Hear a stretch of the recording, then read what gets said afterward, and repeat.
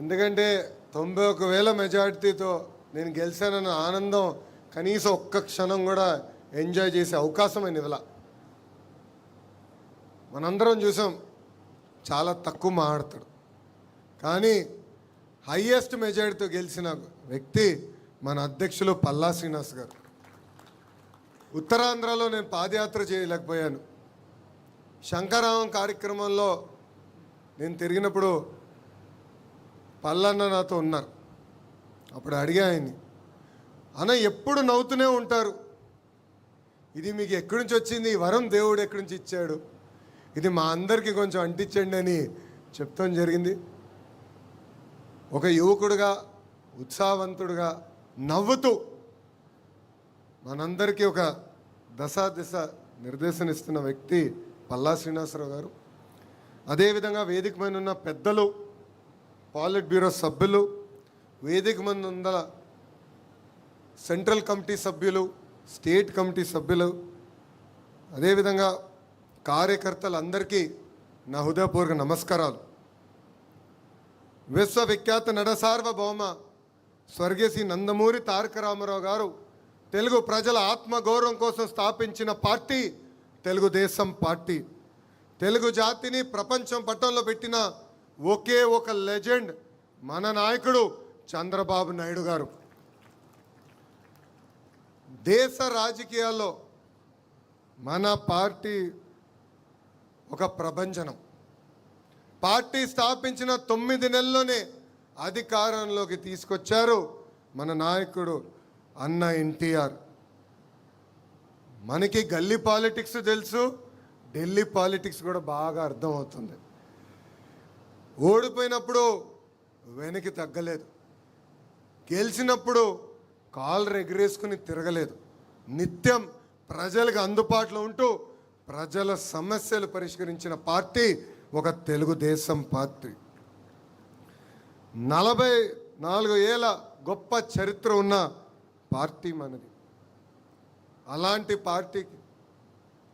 పార్టీకి ప్రత్యేకంగా నన్ను నేషనల్ వర్కింగ్ ప్రెసిడెంట్గా నియమించిన మన అధ్యక్షులు చంద్రబాబు నాయుడు గారికి, దాంట్లో కీలక పాత్ర వహించిన వేదిక ముంద నాయకులకి పేరు పేరున నా హృదయపూర్వక ధన్యవాదములు.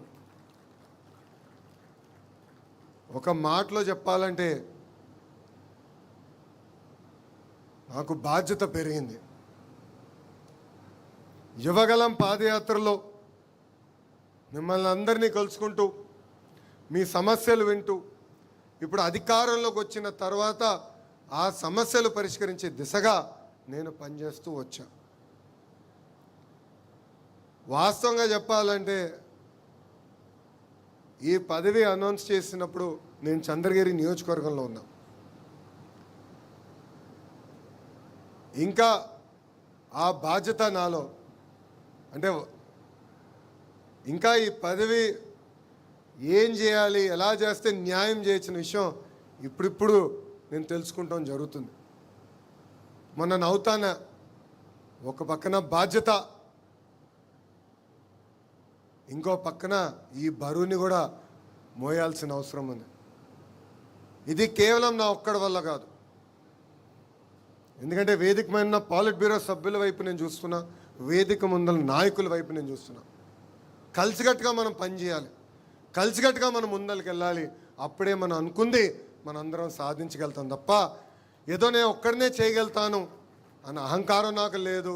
కానీ లోకేషే అన్నీ చేయగలుగుతారని మీరు అనుకుంటే చాలా పొరపాటు పడుతున్నారు. కలిసికట్టుగా పనిచేద్దాం. ఏ ఆశయాలతో అయితే మన పార్టీని ఆనాడు విశ్వవిఖ్యాత నట సార్వభౌమ స్వర్గీయ శ్రీ నందమూరి తారక రామారావు గారు స్థాపించారో ఆ ఆశయాలతో మనం అందరం కలిసికట్టుగా ముందరికి నడవాలని ఈ సభాముఖం మిమ్మల్ని అందరినీ కోరుతున్నాం. పాదయాత్రలో నేను కార్యకర్తలకు హామీ ఇచ్చా, నాడు నేడు ఎప్పుడు మీకు అండగా నిలబడతానని చెప్పా. కార్యకర్తలు ఎప్పుడు నన్ను అడిగారు, అయ్యా అధికారంలోకి వచ్చిన తర్వాత అధ్యక్షులు కానీ మిమ్మల్ని కలిసాక కొంచెం ఇబ్బంది పడతామంటే ఆనాడే వాళ్ళకి హామీ ఇచ్చా, ఎప్పుడు నియోజకవర్గంకి నేను కానీ మన అధ్యక్షుల వారు వచ్చినా కానీ ఫస్ట్ కార్యకర్తల్ని కలిసిన తర్వాతనే మేము అధికారికంగా కార్యక్రమాలు చేస్తామని చెప్పాను. ఇచ్చిన మాట ఈరోజు మేము నిలబెట్టుకున్నాం. ఇక్కడున్న నాయకులందరూ తెలుసు, మన జాతీయ అధ్యక్షులు ఎప్పుడు నియోజకవర్గానికి వచ్చినా ప్రభుత్వ కార్యక్రమం చేసిన వెంటనే కార్యకర్తల్ని కలుస్తున్నారు. 500 మంది, 1000 మంది, 5000 మంది ఉండండి మీటింగ్లో, చివరి వ్యక్తితో ఫోటో దిగిన తర్వాతనే ఆయన తిరిగి వస్తాం జరుగుతుంది. ఎందుకంటే 5 సంవత్సరాలు నరకం అనుభవించాం, అనేక ఇబ్బందులు ఎదుర్కొన్నాం. ఇక్కడ ఉన్న ప్రతి నాయకుడి పైన దొంగ కేసులు పెట్టారు, ప్రతి నాయకుడిని వేధించారు.